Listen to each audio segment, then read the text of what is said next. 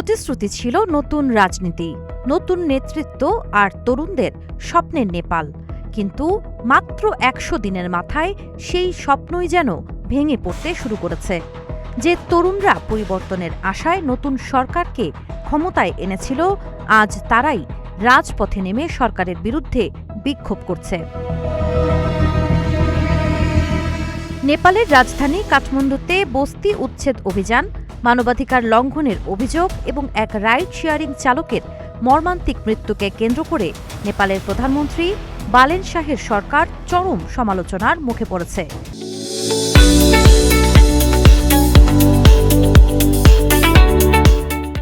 রোববার ১২ জুলাই সিংহদরবার সচিবালয়ের সামনে শত শত মানুষ বিক্ষোভ করে উচ্ছেদ বন্ধ, অবৈধ গ্রেফতার রোধ এবং বাস্তুচ্যুত পরিবারগুলোর পুনর্বাসনের দাবি জানান।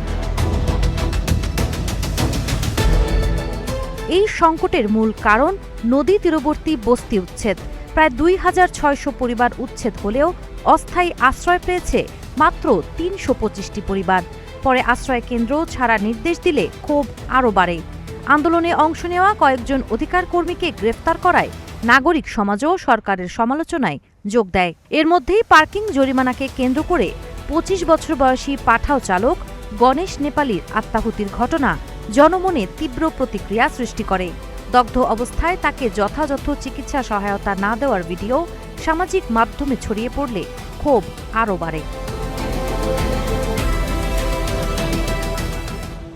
গত মার্চে বিপুল জনসমর্থনে ক্ষমতায় আসা বালেন শাহ ১০০ দিনের মধ্যে সুশাসন ও সংস্কারের প্রতিশ্রুতি দিয়েছিলেন। তবে বিরোধীদের অভিযোগ, সেই প্রতিশ্রুতির বাস্তবায়নের বদলে একের পর এক বিতর্কিত সিদ্ধান্ত সরকারের জনপ্রিয়তা কমিয়ে দিয়েছে। যে জেনজি একসময় তাকে পরিবর্তনের প্রতীক বানিয়েছিল, এখন তারাই তার সবচেয়ে বড় সমালোচক। সাবা খান, নাগরিক প্রতিদিন।